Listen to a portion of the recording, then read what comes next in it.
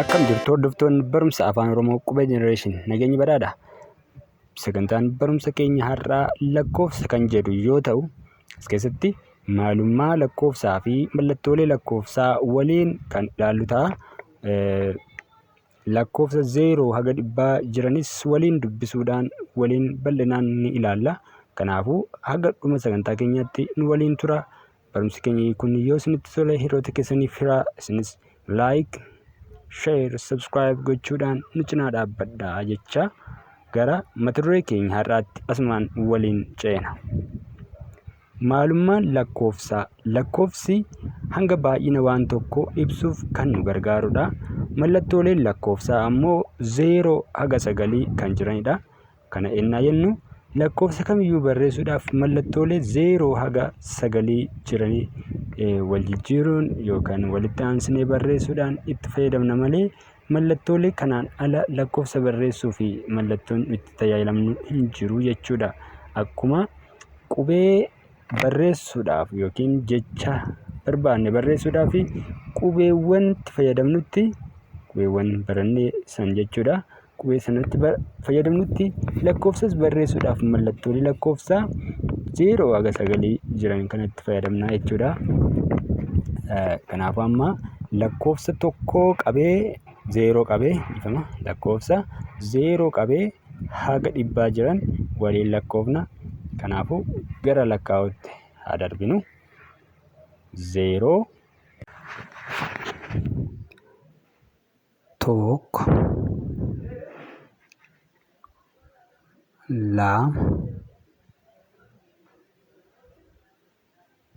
3 4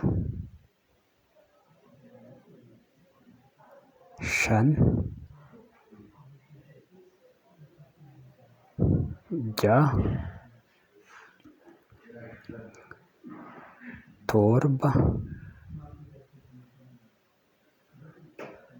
6 7 8 9 10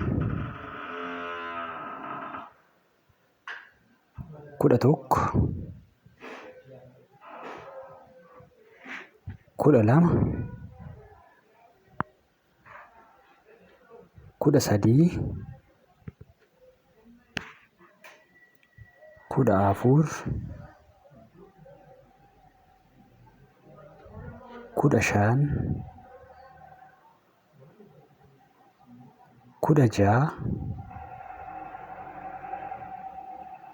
12 13 14 15 16 17 18 19 20 21 22 23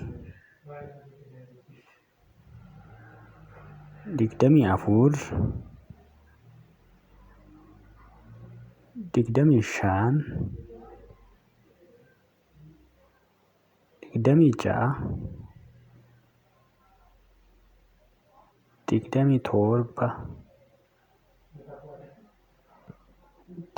26 27 28 29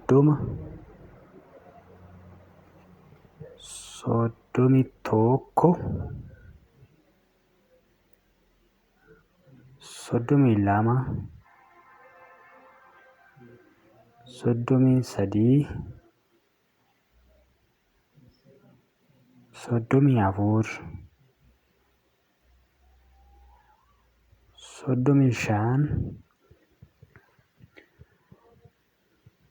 32 33 34 35 36 37 38 39 afurtama, 41, 42, 43,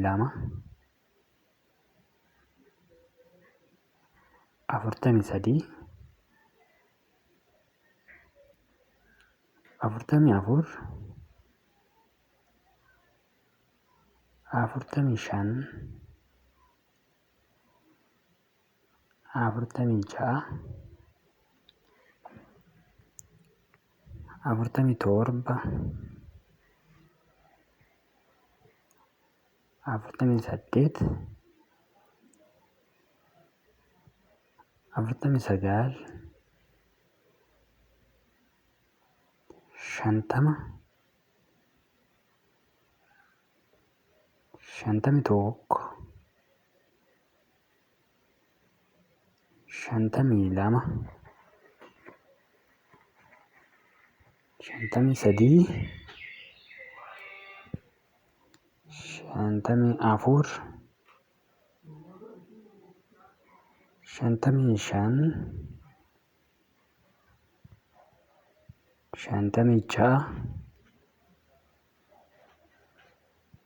64,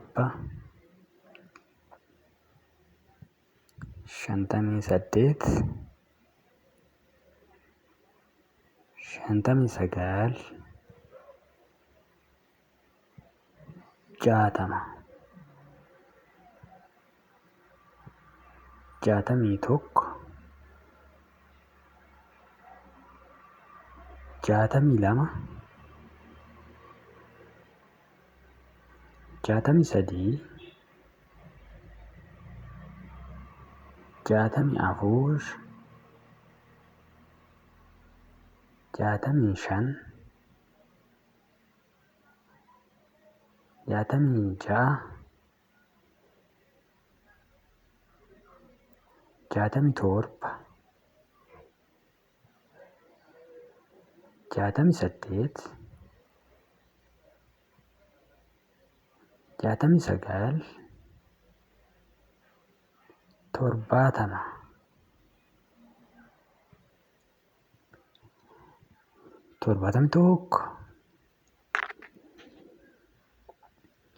67,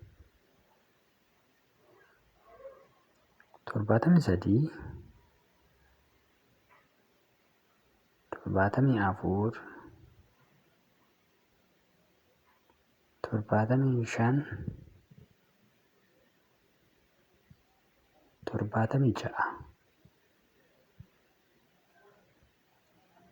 74, 75, 76,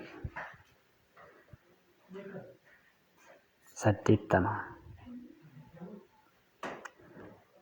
78, 79, 80,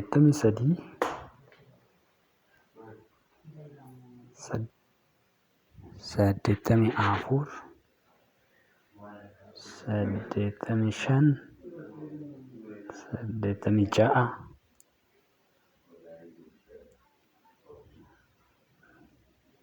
83, 84, 85, 86,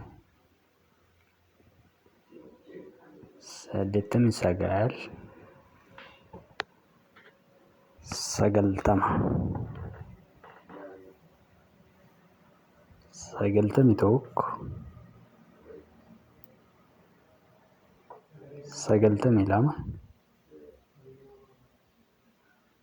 92, 93, 94, 95,